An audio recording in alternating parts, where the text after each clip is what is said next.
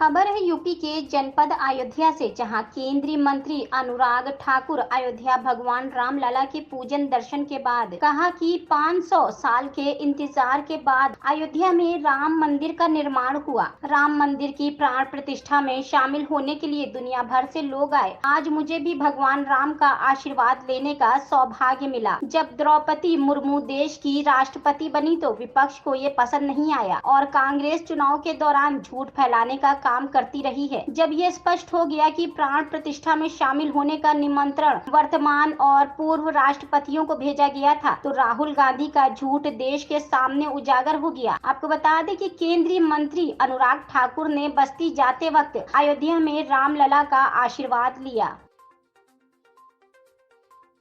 देखिए, भारतीय जनता पार्टी और एनडीए के पास दुनिया के सर्वाधिक लोकप्रिय नेता श्री नरेंद्र मोदी जी का काम बोलता है, मोदी जी की ईमानदार सरकार का काम बोलता है।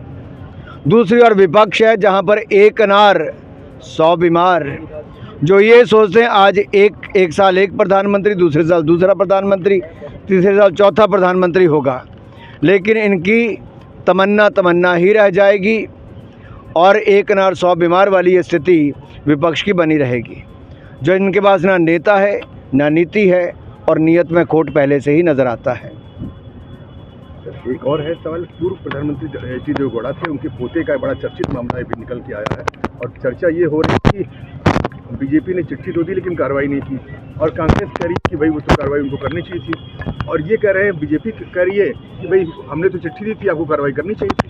देखिए, कल भी मैं एक तो देश के सामने इस बात को स्पष्ट करूं कि कानून व्यवस्था राज्य की सरकार का विषय है, और अगर इतने समय से प्रदेश में इस विषय की जानकारी थी तो प्रदेश की याद धर के क्यों बैठी थी?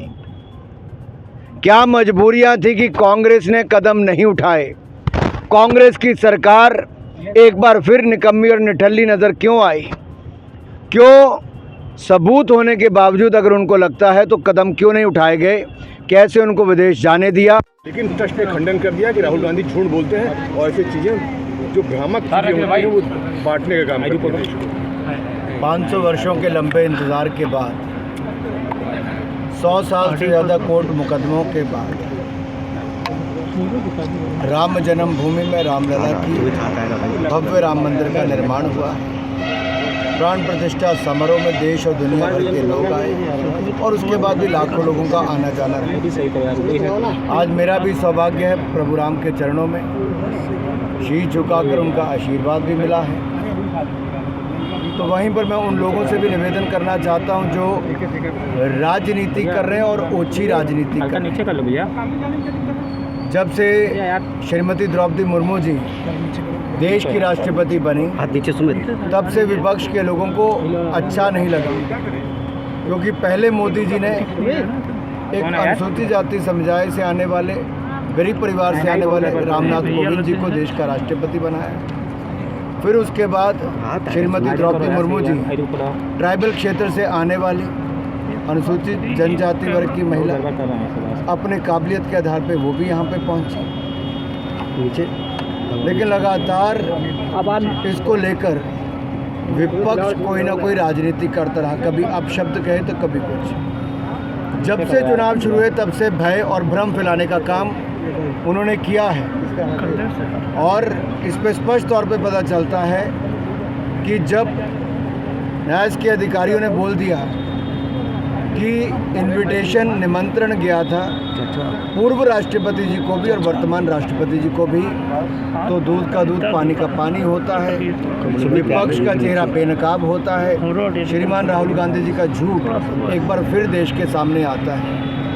क्या वो अब भी राजनीति करने से बाज नहीं आएंगे?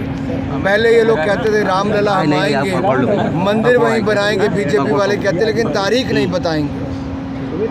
जब मंदिर बन गया, निमंत्रण की तारीख दे दी, निमंत्रण दे दिया, तो उसके बावजूद नहीं आए। जितनी मर्जी चद्दर चढ़ा लें, आना प्रभु राम जी के चरणों में ही पड़ेगा।